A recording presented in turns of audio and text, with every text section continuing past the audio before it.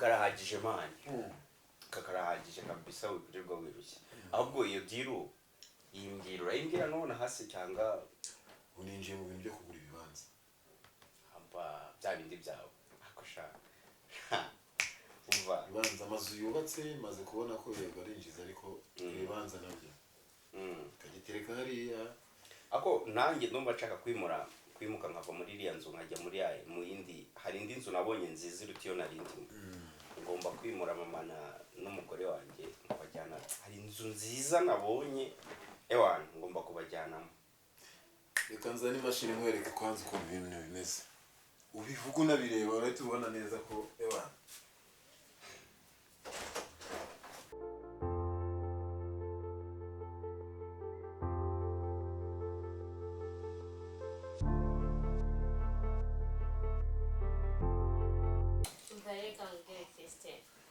urabizi pe ibintu byo gusohoka si ibintu byanjye urabizi ko nkunda mu rugo kuba nibereye mu rugo nibereye kuri mashini mubwire wavuze ati ngo mbere se kwa bikunda gutarahura na shaka ibaze umuntu wisohokana ariko umbasheri njyewe si ubizi ko nimba ari ikintu cya mbere nkunda ari ugusohoka siko ntarenze mbere ko twasohokanaga wavuze ko ari uko wahuye na shafi umugabo w'abandi umugore warangiza ukararuka iyo akubwiye ngo dusohoke se kugera iyo ukunda umuntu nta kintu utagaragara ariko se urwo ni urukundo ugira rutuma ukunda umugabo ubundi se wamuriye amafaranga ubundi ukareka umuhungu asomani wowe n'amafaranga mufite shamani nzenza mba yesu we njye nakubwiye ati nimba wumva uri ready umbwire musohokane niko se shiri karame ni amahoro mwiriwe mutese umukuri twiriwe amahoro nta n'ikibazo gihari mu rugo ibintu ni sawa nanjye mvuye ku kazi ariko hari amakuru numvise ajyanye n'urugo rwo kwa paparaki wowe nta makuru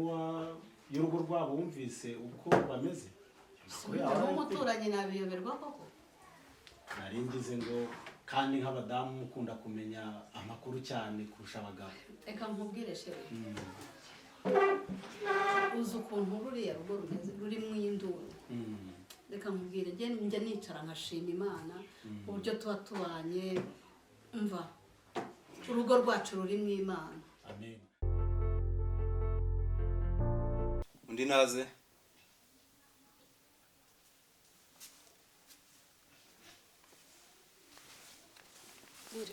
Karibu mama. Umeze ute? gahoro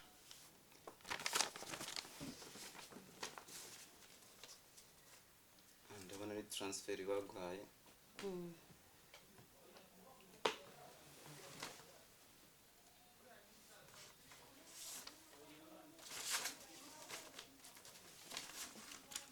Ese mama. Urumva umeze ute? Ndabona urwaye igifu. Hari imiti usanzwe ukoresha se? Igifu? Icyo se kindira hakigakubitira. Icyo ni igifu. Basanga uko maze iminsi ntanywa amata. Tanywa amata? Unywa inzoga? Gakeya. njye mfite kofi iri kujejeta gutya mani je sinabishobora pe nago je tugende ndakugurira inkoko ndabizi kundi inkoko subize se tugenda kugurira inkoko ariko uyu munsi ndeke kwijana ariko turagenda mu kanya sibyo ariko musane bwa unaje bwa bw'umuntu aza akwegera wangeze no reka turasohokanye nta wundi muntu nkeneye nase ntago tubyina iyo haje mu ibyo bintu byo kubyina rero kandi mbere wari umuntu mana yanjye uri shapu umva usabana ariko kuva aho wahuriye n'uriya mugabo ntabwo navuga ngo umusore mugabo mani urabona ko nyine nawe aratoje nta mpamvu yo gusara ugomba kugenda abagabo batuje njye sinyamba ikibazo rero nabona narasaze n'umwasama azavuga ati uyu mukobwa ariko nabona ari seriye azavuga ati nshobora kumugira umugore bigakunda reka mubwire yaba wowe yaba shakisha mwese yo mbarebye mba mbona wagira ngo umva mufite iki se sinzi ubona cyane chamani reka mubwire uriya mugabo ni mwiza pe nk'amakuru se wamenye babayeho bate ubundi amakuru nyayo yamba reka nkubwire kuko rurambabaza cyane ruriya rugo kandi uzi ko ari inshuti zacu z'inkoramutima.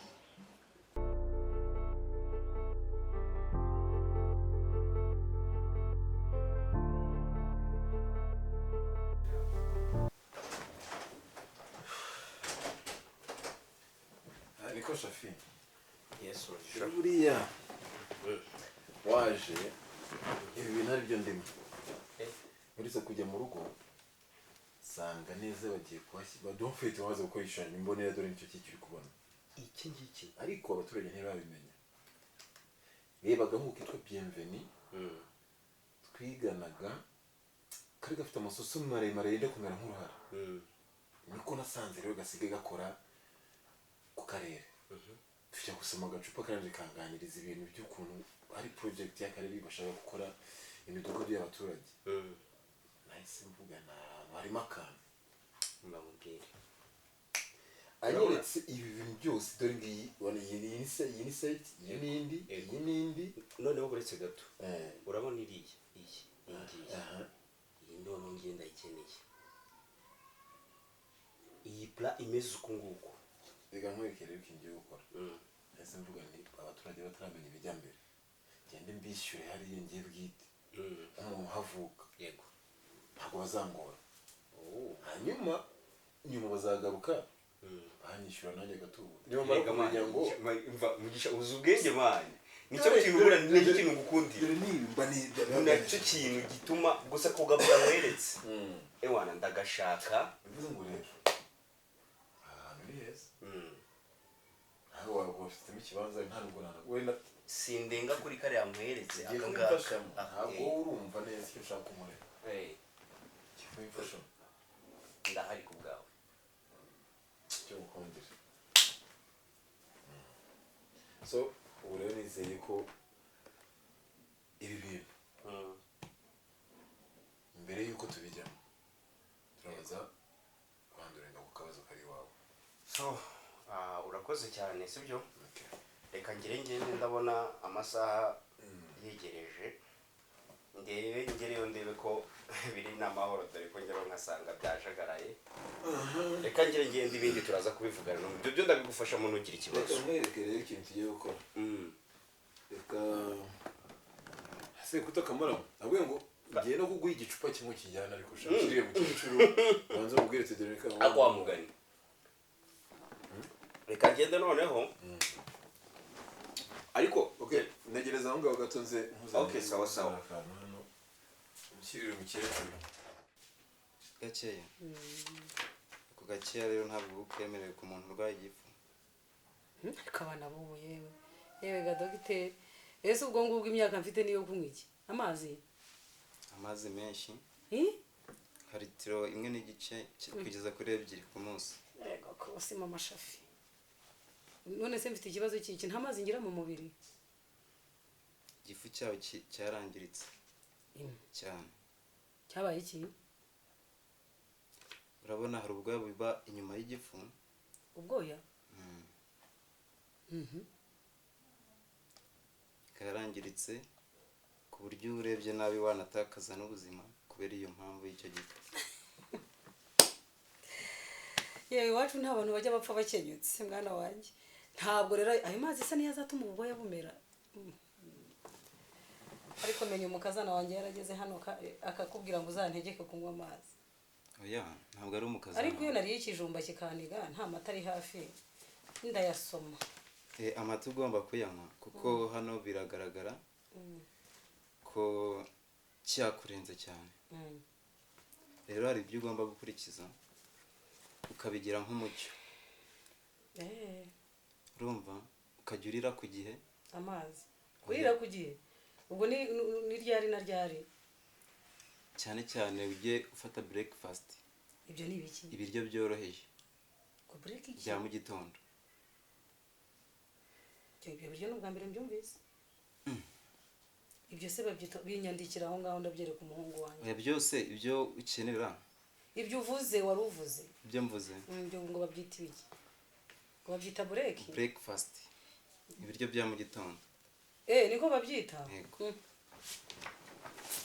noneho ukirinda ikintu bita urusenda nzawukwihera ngewe nzatwara umushahara wa kabiri umushahara ngewe ndangira akazi umushahara wa mbere nzawuguha kuko mwana tureke ibintu byo kubeshanya sibyo ubu koko wabuze akazi reba amasaha wambaye nturutse icyangugu bro nturutse icyangugu ubu nirukase hose nta hantu ntaragera iyo ujya muri kongo nawe bakakurasa ko mbona nta kintu umaze iyo ujya muri kongo nawe bakakurasira kundi asabye ntabwo ntazi hose najya ahantu ntazi mutazi kandi none se muturanye no muri kongo siko njya numva ngo muturanye no muri kongo wagera yute se ko bisaba amafaranga ubu ngubu nanjye mba nje guhiga i Kigali hano nje no kwiyendera ibiraha ariko se mwana wamfashije kuko kukubasha ko nagufasha ariko bacumugana mu kinyarwanda ngo amatama amasabirana ntago ajya asabira igisigati basireka nkubwire njyewe ndangira akazi nakakurangira ariko ntabwo nakakurangira ku base ejo nzahamagara mu cyaro bangurishiriza inkwavu ebyiri n'inkoko imwe mpasize ubundi se urashaka ngana hano 2 3 4 5 6 7 8 9 10 ushyize umuntu na 12 nta kibazo icuma sate icuma urusenda urarurya urusenda sindurya ubu se warurya koko n'imyaka ngezemo ahubwo wenda murebe ikindi kibitera wasanga ariko maze n'iminsi ntabona n'akantu gahiye igifu kikivumbura rero ibyo bintu bihiye ikintu cy'inzoga ikintu kitabi yapfuye mu mashafi sinjyanywa itabi no mu buzima bwanjye ariko kantu gahiye buriya wasanga mu gifu karabuzemo mwana wanjye reba imyaka mfite ahubwo icyo nicyo kigaragaza ko sinzi kunywa amazi izo nzoga nizo zakwangirije wa munyago yageze aha ninde se uri kuvuga bageze aha dogiteri reka nkubwire mama bagoye transfer hano kugira ngo ufashe kuko ibyo ngibyo ngewe by'igifu iyo ukurikije inama nkugira urumva nka muganga ukazigendamo neza igifu cyawe kizakira kandi uzasubirana ubuzima bwawe igifu kigira amaguru umwana wa reka nkubaze igifu gihera kikagenda kigakubita inyuma mu bitugu kigashinga amahwa kigashishimura ahubwo indwara ndwaye ni ikirungurira kuko amata y'inaha i Kigali ntabwo umenyereye ibiryo by'inaha i Kigali ibintu by'inaha amata y'inaha ntazi uko ameze se buriya wasanga ibiryo by'inaha ngabyo byatumye igifu cyanjye oya iki gifu n'inaha kizakira mwana ntabwo ari icyanona ntabwo ari icyanona ntureba ubu nturuzi ko kizamuye ndebera utundi tunini wampa ariko najya nywesha akantu gahiye kuko sinjyanywa amazi mwana wanjye ibinini byose wanywa udakurikije ibi ngibi ndi kukubwira yego ntacyo byakumarira dore ngicyo kirazamutse we ariko namwe abaganga b'ubu murasetsa ubu ngiye nkasekura igicuncu n'umuravumba iki kiyoka kiri guturuka aha kikazamuka kigakubita aha ntabwo cyahagarara mwana we mutarinze kumva ibi bintu mira nkirirwa nturi mibingira nte kirungurura kizamuka iyo gakondo ya kera twayivuyeho mama ngaho inyandikira mwana wanjye ntukajye upfa kunywa imiti yose muganga atakwandikiye urabyumva urumva iki ni ikiyoka cya mibe ubundi ubungubu kiba kizamuka giharamba gishaka agashyushyu ariko gira ibyo ugira mwana wanjye ntahe okay hano hari imiti ngiye kuguha ugiye unywera ku gihe urire ku gihe igifu cyawe ntukishishe inzara urumva kandi ujye ugerageza ugihe ibintu bikomeye njye ngira nte ugerageza utagiye ibintu bikomeye cyane nk'ibiki bijyanye n'ibyo bihungure ibyo bijumba bihiritse ndumva udakunda kandi bajye bagutekera bya biryo byoroshye bitarimo n'amavuta menshi urumva bajye bantekera agafiriti agasosi k'inyama uturayi n'agatoki iyo nturiyengwa neza numva ndyamye cya kiyoka kimparamba simba nk'icyumva bajye bagutekera uturayi tutuvange turimo imboga noneho ntiwumva mwana wanjye ubyandika aho ngaho ndabyereka umwana wanjye shaka za mboga zidahiye cyane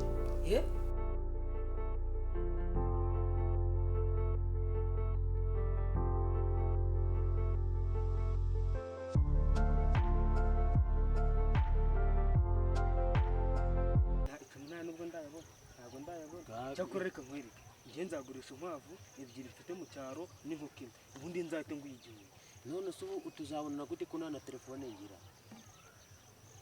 ngo ngene nakubarize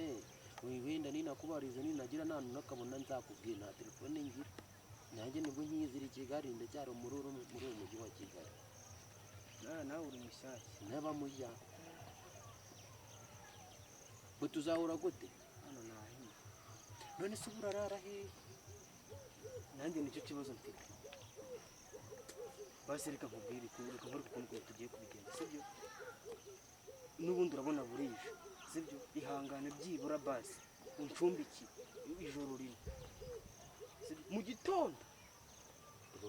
saa 10 ndaba nagiye inkoko iravuga nagiye uri muzima mwa ntabwo urwaye ndi muzima ntabwo ndwaye njye kugucumbikira mu rugo rw'abandi kuko ari ubufasha ndi kugusaba nyine wowe ntushobora kuzagera ahantu nk'iriya iwacu turi iwacu nanjye ukanyenera nkaba nagufasha ko harakaguye ndajya kugucumbikira mu rugo rw'abandi yego wenda sera ndagucumbikiye se ndabwira bosi yuko nagukuye imbobo nkawe none se bose wumva nkubwira ukuntu twabigenza sibyo bose umubwiye ko turi inshuti ye turiya mu cyaro yego dushobora kuba inshuti ariko bose arabizi yuko inshuti ngira muri Kigali ari imwe yonyine ari Nyamabuni ni nayo igize akundeba mu rugo we akuze bose ubuye wamubwira yuko ari umuvandimwe waturutse mu cyaro waje kugusura mushyashya wansura gute mu rugo rw'abandi ibyo bintu ngombwa nk'ukuntu nabisobanura ahubwo ikintu nakugiraho inama urumva ushaka ukuntu ujyana kuri polisi sibyo cyangwa se ushaka ukuntu ugera kwa kabu aba mu macumbi bashobora kugucumbikira nk'amezi 6 ushaka kuzavayo nanjye narabonye aho batanga amacumbi se ni kwa kabu ndahazi se ushobora kujya kwa kabuga haba hariyo umuntu ku marembo yawe ukagenda ubariza kwa kabuga ukagenda bakakubwira kwa kabuga akava kwa kabuga nanga akakubwira yewe agahita kwicumbi kwa kabuga bakubitsemo nk'amezi 6 nako bagucumbikiye nk'amezi 6 wazasohoka nawe ukazi narakabonye bancumbikiye amezi 3 ewe nawe nari mbonye wambaza toka ndabona nawe uri inzengere tugendaga wanturo akagenda gakora tugenda genda n'ubundi nawe utibereyeho